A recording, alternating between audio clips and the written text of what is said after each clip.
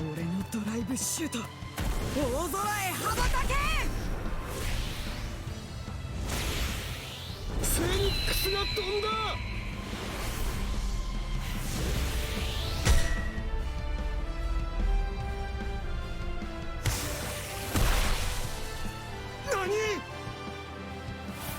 Hello boys and girls, welcome to another review, and today we will be talking about my #1 guilty pleasure game of 2020, Captain Tsubasa Rise of New Champions. Now this game did relatively decent. Captain Tsubasa was developed by Tamsoft and was published by Bandai Namco. As you guys know, or if you didn't know, this game is based off a manga. Just simply titled Captain Tsubasa, made by a mangaka that I won't even try to attempt to pronounce his name because, well, Japanese names are hard for my American dialect. But generally, this game did pretty decent in sales. It just made 500,000, as it sold 500,000 units all around the world. And I don't know if there's a sequel being made or in the process, but DLC has already been made for the game. More players could be added, more things could be done with it, so there's still hope for it right now. Now, I say guilty pleasure in a nice way, personally. I've had lots of fun playing this game, and I still kind of recommend it to other people to play this game overall, but there are certain things that can't really be overlooked, gameplay-wise and in a technical sense. From time to time, and you'll most likely maybe potentially see it in this video, so keep that in mind. So I won't delve too much into the plot. Basically, Tsubasa and all of his friends are playing against other schools to win the championship for the 3rd year in a row. Pretty simple, right? Right? Yeah, it is. It's a very condensed plot, really. Nothing too amazing. Just you play soccer, you win, you beat the game. That's the first campaign. Thing is though, the first campaign is filled with a lot of scripted events, really. A lot of scripted events that can be kind of annoying if I'm going to be frank. It's kind of like a movie / anime where, like, if you do certain requirements, a cutscene plays in the middle of the game. Now, that's cool in theory, but there are moments where it just makes the game kind of harder unnecessarily. The amount of cutscene goals that have basically lost me the game and made me replay it is kind of numerous. It happens when you're fighting against the Tachibana twins, and it happens when you fight against Toho Academy when you're playing against Yuga. Now, it's not to say that the game is against you all the way. You will also get cutscene goals depending on if you do a certain amount of actions that, trigger a certain cutscene, which is cool and all. But when you're playing a game and a cutscene happens literally every game consistently, either something happens that's out of your control, like a cutscene goal happening with the Tachibana twins or against Yuga, or something happens where you get tackled and the ball gets stolen away from you in the cutscene. That's kind of annoying. Now, that's not to say that this game, giving you a little bit of a story each match, is unwanted and such. But when it happens every match and the game just takes the control out of your hand for like a few seconds at a time, like every other like maybe 10-15 minutes. Now, the game giving us some story each and every match, that's cool and all, but like when it happens every match, it happens maybe 2 to 3 times a match. I mean, it depends on which one you're playing against, but certain opponents have 1 or 2 cutscenes and some have 3, and I haven't even gotten all of the cutscenes that could happen against Toho Academy yet, even though I'm making this review and I've played the game like maybe 2 or 3 times. It kind of gets a little much when the game is constantly just throwing scenes at you constantly when you just want to play a football game. Another thing that is probably a PC only problem that I've had, because this is a Bandai Namco game and it probably doesn't run very well on PC at the very first day that I bought the game, because I bought it at launch. When there are certain cutscenes that happen when you don't score a goal in a certain amount of time to advance the story. But like there are moments where like if you do something that the game didn't anticipate, like you scoring a goal before that cutscene plays out, the game can sometimes just fucking crash on you. which is kind of annoying and a little railroady in, you know, this already, you know, railroady game, specifically, that if you do something that, you know, it kind of, you know, goes against the cutscene that's about to happen, the game can sometimes just crash on you, and you have to start the match over again because, well, you scored a goal before, you know, the cutscene played. Well, like, the main character, the goalie's like, ha, you can't score a goal because blah blah blah blah blah, right?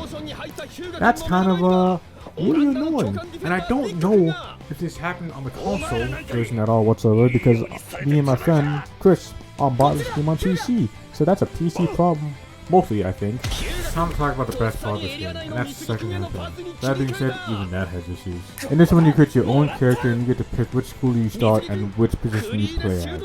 The choices are Toho Academy, which is Hyuga's team, Furano, which is Machia's team, Musashi, which is Misugi's team, and Otomo, which is Urabe and Nita's team. Now, this is easily one of the best parts of the game, as each route has its own rules to how to progress in the best possible way. Hyuga is all about being in the lead with points. Machi is about friendship and teamwork, which makes him the easiest to go through in the routes. Mitsugi is about personal play, which makes him the hardest out of all the routes.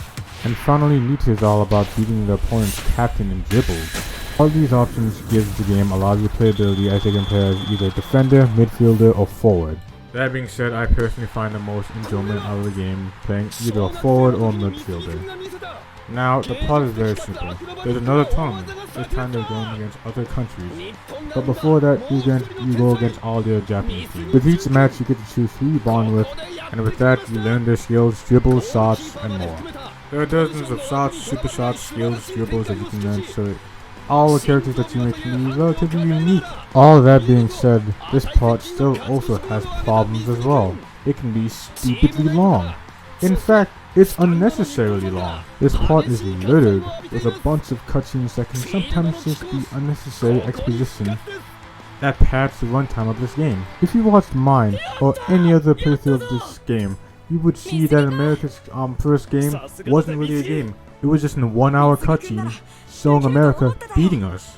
Now I understand that this is to show that, you know, this is the big leagues. Other countries are practicing very hard and we need to step up our game. But that being said, there's a time and a place for how long things can go on. For instance, in the next match against Germany, it's basically the same thing. About an hour of just them beating us, and then we get to play 15 minutes of the game while they're up by 7 points.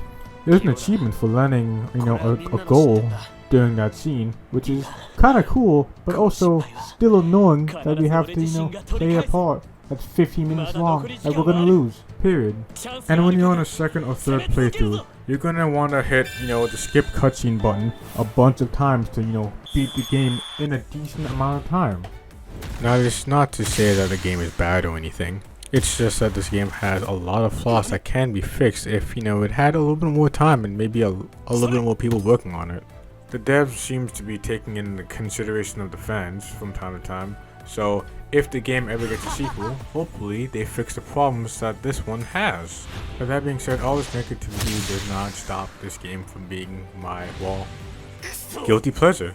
It's because even with all these games' faults, it still has a lot of good stuff going for it. The shots, the animation, the sound design, all of it are just fantastic. I can go into a whole video on how, like, all the super shots are pretty much outstanding. From just the raw intensity and look of Hyuga's Neo Tiger shot, to the sweeping camera effect on Pierre's dual slider shoot. And let's not forget about the amazing voice acting for each super shot. It's all just great. From what I've seen, the animations are all one for one with the manga, which honestly looks very amazing. It's impressive to see how they're able to, you know, make it one for one and make it work as well as they did. The same could be said about the dribbles in the game. There are so many interesting and unique dribbles from which you can choose from. Some increase power, some increase technique, and some increase speed. But I'll be frank, I just choose the ones that look the coolest. And there are a lot of cool ones. All in all, this game is okay, but it does not deserve to be $60. $40 is a justifiable price in my opinion. That being said, if the price ever does go down, I highly suggest that you check it out. But if you're gonna check it out, play it for yourself and play with friends, because the online is completely ridiculous. That is mostly for the PC release though. I don't know about Switch or PS4, but so far I've kind of just been destroyed by like a lot of high level people. So the matchmaking isn't, good. It's kind of for honor levels of like ridiculous like mismatching. But even with all this game's hiccups, I've somehow still racked up 129 hours in this game. So I would give this game a score of, if scores even matter anymore, like 6.5 out of 10. It has potential to be amazing with patches and such, but right now the problems are just like kind of rampant.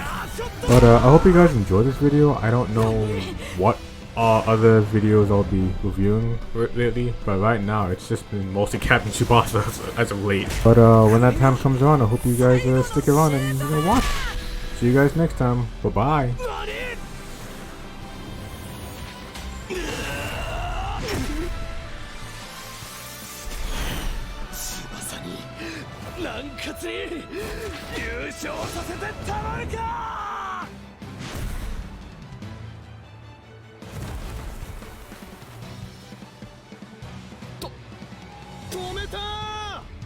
日向君が若島津君をキャッチ守りきりました東邦学園南葛得点ならず